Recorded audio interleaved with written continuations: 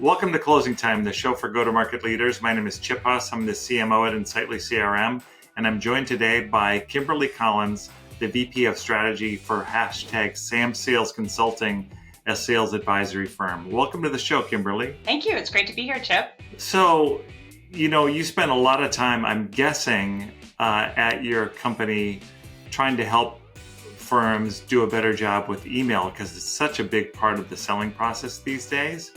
So I know that you produced a playbook recently kind of targeted at sales emails, cadences, and getting the most out of them. Can you talk more about that book and who it's targeted at? Yeah, so we do a lot with sales messaging. And so before we can even write an email, we have to go through so many exercises to find out what that message really is. What's the so what of our value prop? So this playbook really walks you through that. So what the work we need to do before we even send an email. So knowing that so what, understanding our RCP and how that so what applies to that particular buyer persona. And then how we craft that email perfectly for that buyer persona, going through then how we nurture them throughout the entire process over email. So that's all in this playbook. A good, I think, 42 pages of great information in there and some email examples for you to use and get those emails, those sales emails and cadences up to an incredible standard where we can start to get data and understand the buying process a little bit better. So you talked about the so what, and I feel like it's probably the opposite of doing a feature dump in an email. So, I receive a lot of emails as a CMO, and there's feature dumping all over the place. But how do you think about it? What is feature dumping to you? Why do you think salespeople do it? And how does the playbook differ from that approach? Yeah, absolutely. And all of us, right? All of us get sales emails, whether it's from B2B sellers or B2C sellers. And we know what we like and what works and what doesn't. So as you said, you see a lot of feature dumping. It's not effective. And you'll probably find that as well with the emails that are sent to you too, is that really when we just say all the things we can do, I can do this for you, I can do that for you. And we put it in bullets usually, typically. So I can do this, and this. Not only is it a bit overwhelming because you're looking at the email and you go, let me look through that really quick, see if there's anything that I want. Nope, and moving on. It doesn't tell you the so what of what those value props are. So you're telling me what you do. You're not telling me how it will solve my challenges. So you can't do that, right? With 1,000 different things, just listing and dumping all the different things that you can do for that buyer.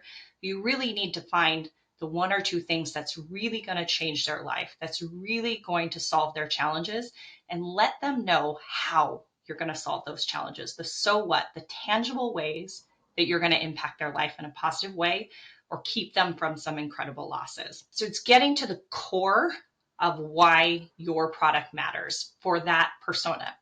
So the so what for one buyer is not going to be the same as the so what for another buyer, right? So it's figuring out, in a CMO role, what is it unique that I'm going to do for you? And how is that going to differ from someone who's maybe a director of marketing or someone who's a creative director? Even though our product can solve challenges for all those personas, how we do it in a very tangible way is going to be different from every persona. So thinking about the so what, it's getting to the true value of what you do.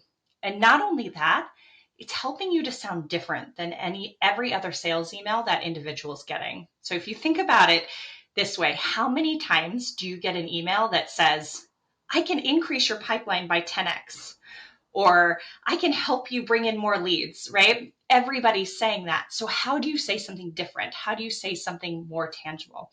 And it's exactly that. I can increase your pipeline by 10x. So what? Why do this? So what?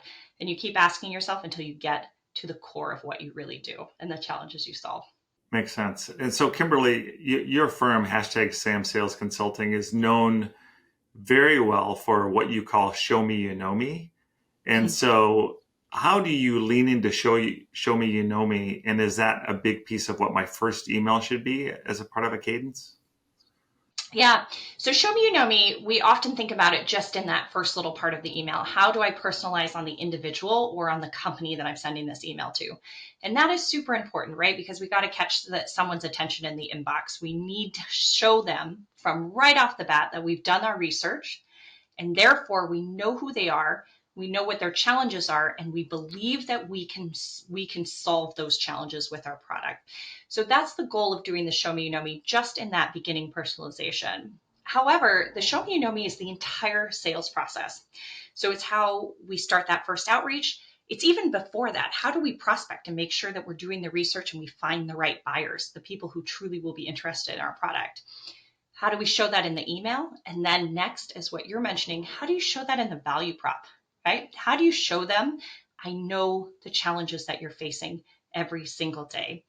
We love to use an example like maybe think of a personal trainer.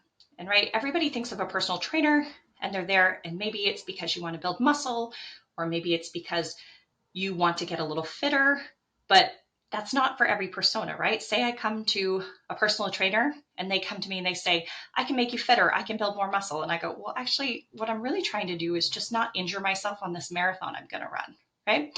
So understanding that the value is different for each individual, finding that and showing them that you know them. I understand you. I understand that you want to run marathons. So here's the value I can present to you as a personal trainer. I could do a million things, but this is the thing that's going to be important to you. I've heard you say before you might even like hint at a potential objection that they have. Mm. And I think a lot of sellers might be afraid to do that because they might be tipping the hat or something too early. Yeah, yeah, absolutely. So what you're referring to is what we call the forthcoming or the hidden objection at Sam Sales. So it's understanding. Again, this goes back to the show me you know me. I know you as a buyer so well. I understand your challenges so well that I actually know what your most likely objection is to my product. And what you're saying is, why do we do it now as opposed to doing it in the discovery process? Or what are we doing? Are we harming ourselves in any way by putting it out there early? And we're not. We're actually protecting ourselves a little bit, because when we're presented with change, we often begin to think of all the reasons why we shouldn't change. So think about the last time you were like, I should go on a diet. Maybe just me. But, Mhm. thinking, and then you go, oh, but Christmas is coming up, or the holidays are coming up, or, I might go out for this nice steak dinner. It is natural for us to immediately begin to think of all the reasons why we shouldn't do something that causes us to change. It's called the status quo effect, right? And so the Mhm. same thing happens to our buyers. We present them with a challenge, and you'll see this in the playbook. You draw them in. So show them the challenge that they're facing so they understand, they get in the mindset to say, that's me, right? I understand that challenge. That I deal with that every single day. You're showing me you know me. You understand that that's my challenge. Great. What are you going to do about it? You hit them with the so what. This is how I'm going to solve that challenge, particularly for you in this buyer persona. And then you go, awesome. Okay, but I don't want to change, right? And you start to think of all the reasons why you shouldn't do it. But we're not there, right? This is over email. We're not there to overcome these objections. But I don't want the buyer to sit there and disqualify themselves. I want to hit them with that overcome that objection right away, almost before they even have it. While they're beginning to formulate their objections, I want to say, hey, I know you're thinking this, but here's why we're better, or here's why this is a better solution. So that they end that email going like, oh yeah, I'm really low because you just pointed out a challenge that I deal with every day. And then now that's amazing. I'm on this roller coaster. That's amazing. You can solve it. Oh, but I don't really want to change. Oh, wait, but that's a really good reason to change, right? So they Yeah. end the email saying, yes, I'm interested in meeting.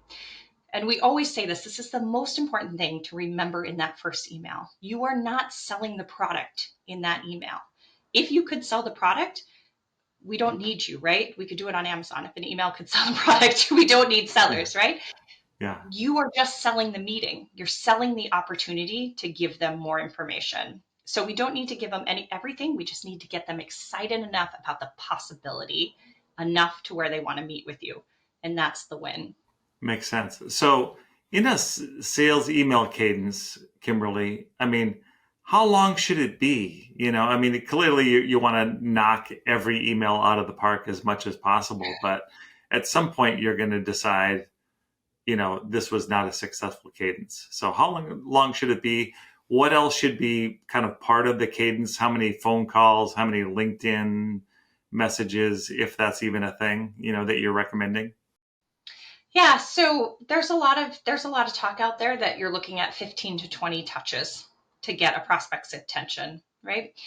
Those can't all be over the same lever. So you're not going to send 15 emails. You're not going to send 20 emails. You're not going to make 20 cold calls. You're not going to do 20 social touches, right? You want to put a little mix of some things in there that we know work, right?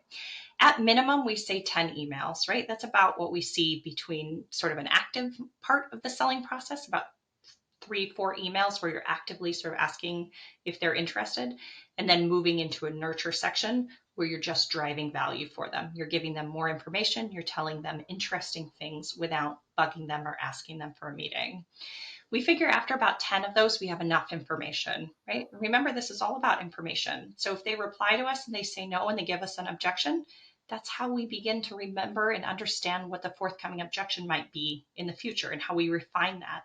Or if we continue to get people to say, I'm not the right buyer, I'm not the right person. Well, what does that tell us? Maybe we're going after the wrong persona or the messaging's not resonating for that persona. So we want about 10 emails to give us this information so we can begin to refine our process and our messaging. Oh, kind of over what period of time do you see those 10 emails? Yeah, so usually about 30 days, 30 to 40 days, 45 days. Okay. I think what is really important is to look at the data, right? To get really, really good, high quality emails out there, a very good high quality email cadence out there. And then you can make decisions from that because now your data is really good, right? You're putting the right stuff out there and you're making decisions based on really good content, not the wild, wild west of every BDR making up their own sequences and coming up with their own cadences and different lengths and stuff. We have good information to use. And then we can begin to either truncate it from there if we see a lot of people dropping off really early, make it a little longer if we're still seeing really high open rates. There's a lot we can do with it once we get good, solid data. As far as the putting the different touches in there, that's going to be something that you're going to play with. Again, we don't want to do a ton in there. We don't want to be bugging someone a bunch, but liking their post, commenting thoughtfully on their post, that's a touch point. It doesn't always have to be asking for a meeting. And so what's the best practice on being able to layer in phone calls? When should those come relative to the different emails that are going out, Kimberly? Yeah, so I'll fully admit and be transparent. We're not a huge cold calling shop. We're not huge advocates of cold calling. Hmm. However, if cold calling works in your persona, great, right? What I love to say about cold calling is you've got to have a really strong email to back it up because a lot of the time you're going to reach a voicemail or a lot of time you're going to reach a now's not a good time, send me an email, right? from the caller. So be ready with a fantastic show me you know me email that you can prompt them to. So on that voicemail, you can point them to an excellent email that's coming. If you've done some show me you know me and personalization in the subject line, say it on the voicemail, like give them something exciting, a memorable subject line that they go and find in their inbox and sticks out to them. So I love it to come after you've sent the email or right as you're going to send the email, because I think the combination of the two is much more powerful than just calling on its own and hanging up when a voicemail comes on. Makes sense. Yeah. So we talked about the first email. Is there like a last email best practice? Is it sort of a Hail Mary that you recommend? We do still see success in the breakup email. It's not so much breaking up, it's just alerting the prospect that you're going to take a pause. You're not going to continue to reach out because the timing isn't right yet. Right. So alerting them to the fact that you're going to take a break in communications still works pretty well. Try it on that email 10, see what we look at, but we're not just going to say, hey, I'm not writing you anymore. We're going to say, timing doesn't seem right, or the timing doesn't seem to align at this point, but I want to leave you with some great information and give them a couple nurture materials that they can look at. So again, your goal here is to continue to be helpful and to continue to drive value. That is show me you know me, that is unique to that persona. So here's a webinar that I think might be interesting to you. This is why, and this is why it's interesting to your persona, you in that role. And actually, you may want to sign up for our newsletter because we send out information all the time that has tips about stuff that's going to be interesting to you like this. So give them a few things to continue to show them, hey, I'm different. I'm not like every other seller that's just going to bombard you with the same email. Do you want to buy? Do you want to buy? Do you want to buy? You want to have a meeting? You want to have a meeting? Now. I'm going to continue to advise, like you said earlier, I'm going to be a consultant. I'm going to advise you. I'm going to continue to drive value to you until you might be interested. I like that so much more than the cute breakup email, by the way. But I know they can work in certain situations. I started my career as a catalog marketer, and we had a name for those. We may Okay. stop mailing you, or a whimsy is what we called it.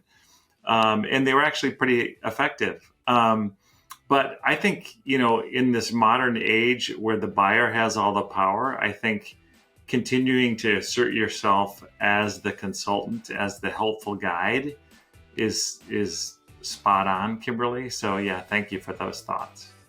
Yeah, absolutely. So Kimberly, the time moved so quickly, but that's all we have time for today. Where can people learn more about how to get the playbook? Yeah, so the playbook is part of our shorts series. So it's Sam Shorts, so hashtag SAMSHORTS.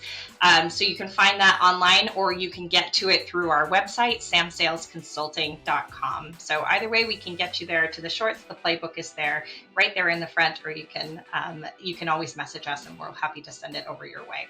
It was such a pleasure having you, Kimberly. Thank you. Thank you, Chip. Wonderful to be here. Yeah, and thanks to all of you for tuning in to today's closing time, and we'll see you next time.